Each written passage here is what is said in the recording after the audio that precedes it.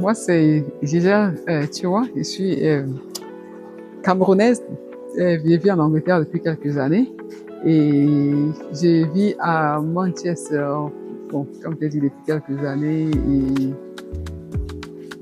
je me suis retrouvée à Manchester où j'ai intégré un groupe de femmes, parmi lesquelles Marie-Pascale assise ici, qui font parmi un cercle d'amis très rapprochés. Marie-Pascale Mungue, épouse Kenyok, et je suis mariée, mère de 5 enfants, infirmière de formation, et je vis aussi à Manchester depuis quelques années. Et parmi les premières personnes que j'ai rencontrées, Gisèle est l'une d'elles. Et nous avons décidé d'essayer de créer quelque chose pour pouvoir s'épanouir et avancer et oublier nos soucis.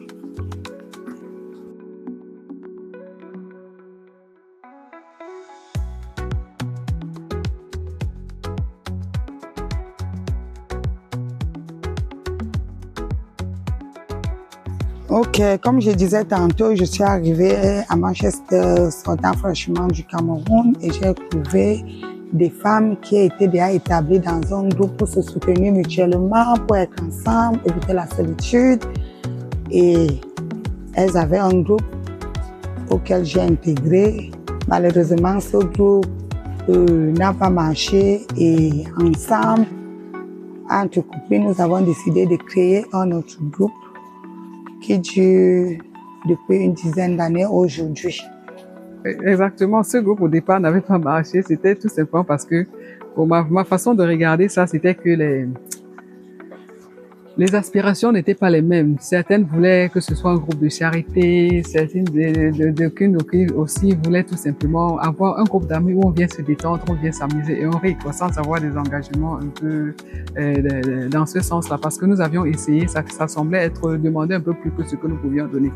De ce fait, ça n'a pas marché. Donc on s'est décidé pourquoi ne pas faire un groupe de cette façon où on se rencontre une fois par mois et vraiment c'est d'essayer de connecter notre rattraper encore notre culture que nous avons laissée au pays, rencontrer des gens avec qui on partage les mêmes un même passé, avec les mêmes origines. Donc c'est un groupe qui est pratiquement formé essentiellement camerounais, je veux dire, parce que il y en a quand même aussi. Il y a une épouse d'un Camerounais qui est dans le groupe, mais moi, nous, aujourd'hui, on l'appelle camerounaise parce qu'elle est devenue l'une des nôtres, quoi. Mais nous gardons c'est pour notre culture.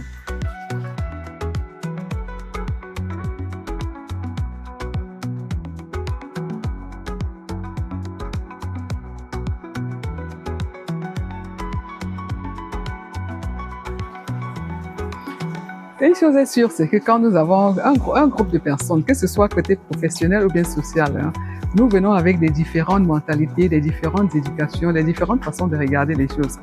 Et du coup, ça fait en sorte que ça peut être un véritable handicap dans l'évolution des choses dans le groupe. C'est maintenant essayer de voir comment on doit se pardonner, on doit se tolérer pour avancer. Parce que dans un groupe, on ne vient pas avec l'optique qu'on vient faire changer les gens. Que les gens voient les choses à la façon dont toi tu regardes. C'est d'apprendre à connaître les gens, de les accepter pour qu'ils sont. Sinon, les choses n'iront pas. Dans mon expérience à moi dans ce groupe, j'ai fait partie de, bon, je peux dire 2 groupes dans Manchester, parce que pas plus, par rapport à mon temps. J'ai fait partie de 2 groupes. L'un des groupes particulièrement dans lequel je suis avec ma sœur Marie-Pascale assise ici avec moi, c'est un groupe ça regroupe les femmes, et nous savons déjà les hormones des femmes que nous connaissons. Et c'est pas toujours facile de gérer, mais en tant que quand nous mettons sur place que si nous mettons en tête que nous sommes là pour s'épanouir, pour s'entraider, pour se soutenir de l'une de l'autre, et je crois que pour moi le véritable handicap c'était le challenge, c'est beaucoup plus le fait que nous venons avec différentes mentalités. Et je crois que ma sœur Marie-Pascale ne me dirait pas autrement. Oui, je vais un peu juste ajouter quelque chose. Comme quelqu'un l'a déclaré, l'homme est ondoyant et divers. Et tellement nous sortons de divers horizons, bien qu'étant originellement du Cameroun, nous n'avons pas reçu la même éducation, nous n'avons pas vécu la même enfance et nous ne vivons pas des mêmes situations familiales dans nos maisons actuelles. Et aussi vivant, je peux dire, à des milliers de kilomètres de chez nous, c'est déjà un challenge. C'est déjà un challenge parce que ce n'est pas évident. On a eu des sœurs avant qui étaient nos sœurs de sang. Et aujourd'hui, on a des sœurs qui ne sont pas de sang, mais qui représentent des sœurs parce que nous vivons avec elles. Nous passons plus de temps avec elles par rapport au temps que nous passons même avec nos familles de sang. Donc, c'est un challenge parce qu'il faut apprendre à s'accepter, il faut apprendre à se connaître mieux. Et comme je le disais tantôt, les hormones, on n'est plus enfant, on vieillit, on grandit, on a des enfants qui grandissent, qui sont nés ici. Certains sont déjà à l'université. Ça veut dire que nous vieillissons aussi. Et le vieillissement, c'est plus de responsabilités, c'est des hormones, c'est beaucoup de challenges. Mais qu'à cela ne tienne, à Manchester, nous formons quand même un groupe où beaucoup de gens rêvent d'adhérer, que beaucoup de gens envient, parce que malgré vents et marées, nous essayons toujours d'être ensemble. Parce que je peux dire, malgré nos divergences d'opinion, je pense que nous savons tous ce que nous voulons. C'est, je ne peux pas le vivre ensemble, je ne peux pas appeler ça le vivre ensemble, mais l'épanouissement individuel de tout un chacun. Et la vie en Europe est faite d'individualisme. Et quand on appartient déjà à un groupe, on essaie de s'accommoder pour ne pas être isolé, pour être avec des gens et pour se supporter mutuellement.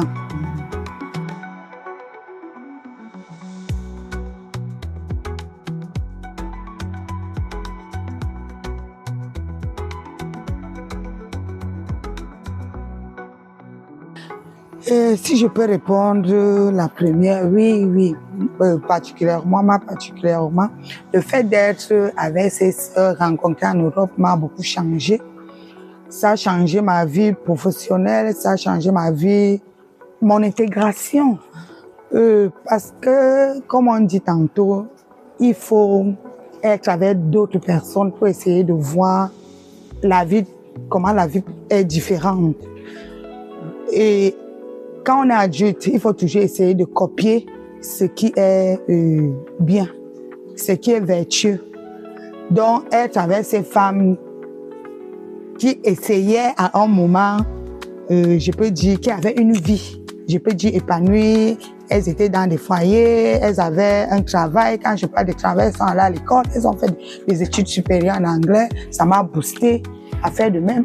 Ça m'a boosté à avoir mon permis de conduire un peu plus tôt. Ça m'a permis, je peux dire, de changer un peu la façon que je voyais la vie. Donc, j'ai eu beaucoup de bénéfices. Je peux dire quoi, ce groupe a été bénéfique pour moi dans la mesure où j'ai essayé de copier beaucoup de bonnes choses. Oui, pour essayer d'évoluer, parce que ces sœurs, je peux dire, étaient là avant moi. Et j'ai vu comment elles se sont épanouies pour pouvoir se prendre en charge. Et ça m'a boosté de tout faire pour me prendre en charge moi-même aussi. Et moi, je suis d'accord avec ce que ma sœur dit. Et vraiment, pleinement, de plein cœur, je crois que ce groupe a été pour moi un groupe, je l'utilise un peu comme un miroir, à travers qui, quand je me projette, je vois leur comportement, c'est par rapport à ça aussi que je me forme, que je m'adapte, peut-être que je tolère même beaucoup de trucs, parce que en voyant le comportement des autres, ça fait en sorte que pour vivre en communauté, pour vivre ensemble, pour mon épanouissement de tout un chacun et de ma personne à moi-même, on est obligé de se voir dans l'autre. Et ça m'a beaucoup aidé dans ce sens-là.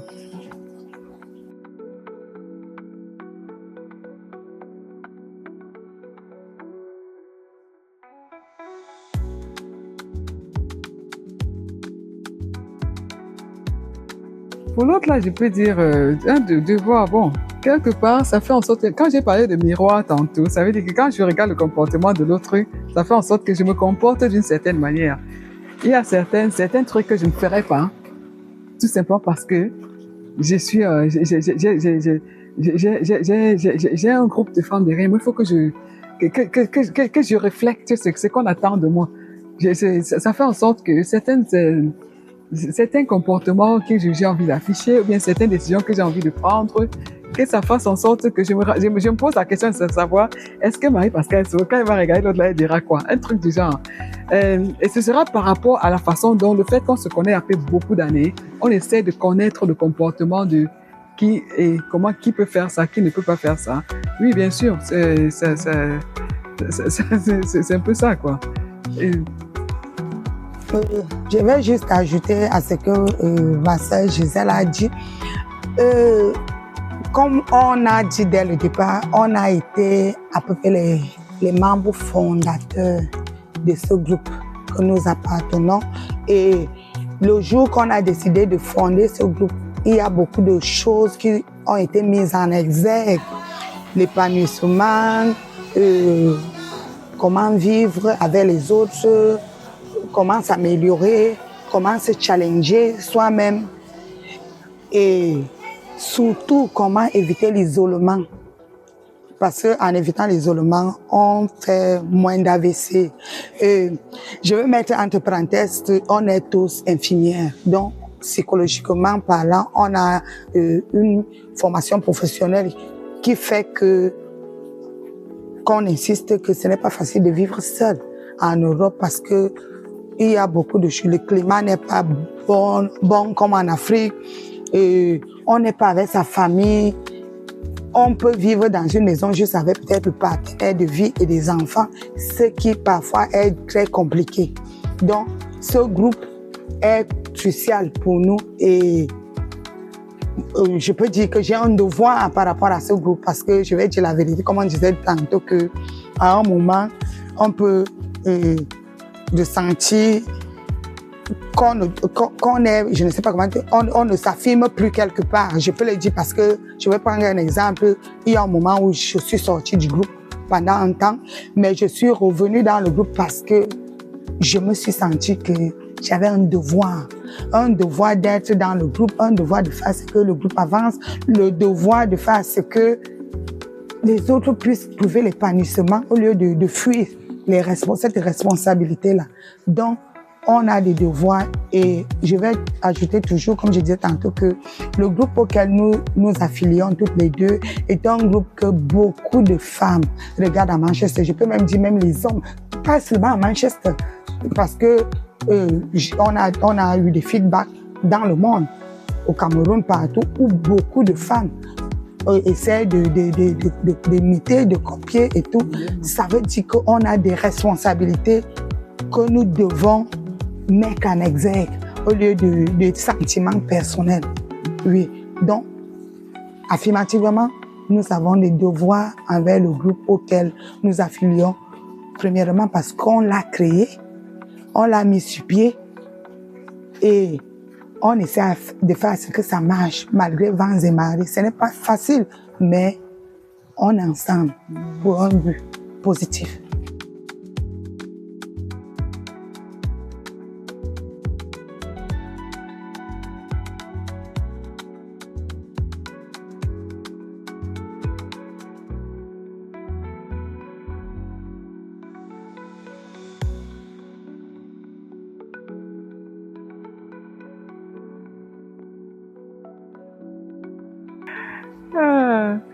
Bon, ta question par rapport à cette question-là, je dirais non. Je dirais non confidently. Avec confidence parce que nous avons essayé, qui a été une réussite pour nous, d'amener nos hommes à être des amis aussi. Nous avons d'une manière ou d'une autre ramené tout le monde maintenant. Nous sommes un groupe de femmes. Maintenant, nous avons créé, je peux dire que c'est nous qui l'avons fait. Nos maris maintenant sont ensemble aussi, au point qu'il y a eu des moments où nous avons eu des sorties en couple, qui sont les Noëls où nous avons fait des sorties ensemble, des moments où nous avons juste organisé aller en week-end quelque part avec nos maris et vice versa, quoi. Avec ça, quand ils viennent, ils voient comment nous évoluons. Ils sont même fiers que nous faisions partie d'un groupe comme ça. Mon mari, pratiquement à moi, il regarde ce groupe-ci comme je peux pas rentrer à la maison dire un jour que quelque chose ne va pas là-bas. Lui va seulement dire vraiment, faites tout que ça aille, quoi. Faites tout. Parce qu'il sait il connaît l'épanouissement que j'ai par rapport à ce groupe. Et il voit comment nous avons essayé de construire. Nous sommes marchés, ça fait des années. Et nous sommes pratiquement, nous sommes une inspiration. Nous sommes une inspiration à beaucoup d'autres groupes qui se sont créés, qui se sont même dissociés. Et beaucoup d'autres femmes veulent même se joindre à nous, mais il se trouve malheureusement que nous avons fermé le cercle pour essayer de continuer cela. Non, notre mari, pour l'autre là, non. Nous avons fait des efforts de les amener dans notre groupe. Il participe aux réunions, mais ils savent ce qui se passe. Nos hommes sont là. Ils sont à l'ombre, mais ils sont là. Oui, parce que nous avons besoin d'eux. Nous avons besoin d'eux pour s'épanouir. Car cela ne tienne, les hommes ne peuvent pas nécessairement être dans les groupes, je peux dire d'amis, là où des femmes. Si c'est un groupe traditionnel, comme elle a dit tantôt, nous avons des réunions traditionnelles. Oui, c'est ma soeur du village, c'est mon frère du village, c'est différent. On ne fera pas la même chose. Mais là, je suis du sud, elle est de l'ouest Cameroun. C'est déjà quelque chose, il n'y a pas de sentiment, surtout de frère de village. C'est le sentiment de sœur adoptive qui remplace une sœur que je n'ai pas. Là. L'homme, je ne peux pas parler de certaines choses avec un homme qui n'est pas mon mari, qui n'est pas mon frère, qui n'est pas mon père, qui n'est pas mon oncle, mais avec une femme qui n'est pas ma sœur, qui n'est pas moi, je peux parler de tout et de rien quand on se connaît assez. Oui, c'est ça la différence aussi. Ok. Oui, désolé, parce qu'on n'a pas remercié notre frère qui nous a invités ici à venir parler de nous. La communication aide beaucoup, je peux dire, à s'épanouir. C'est même, ça produit même une bonne santé. Et ce qu'on a fait là, certes, ça a l'air de n'être rien, mais c'est en fait une petite thérapie de mesurer à quel niveau on est. Et je pense que on te sera reconnaissant éternellement de nous avoir invités ici pour ceci. Et deuxièmement, nous sommes, comme on a dit tantôt, de celles qui supportent beaucoup les petites entreprises. Quand quelqu'un veut évoluer, nous avons le devoir de supporter cette personne. Malgré nos emplois du temps pleins, malgré la pluie qui n'est pas bien, je pense que nous avons le devoir de supporter ce que tu es en train de faire parce que ça peut faire un pain de main, ça peut amener d'autres enfants à copier. Donc, oui, à se faire. Et je dirais la même chose du cas parce que je porte, c'est des petites entreprises, je les porte exprès pour symboliser le Cameroun et symboliser ce que nous avons, l'attachement que nous avons des gens qui veulent évoluer d'une façon ou d'une autre. Oui.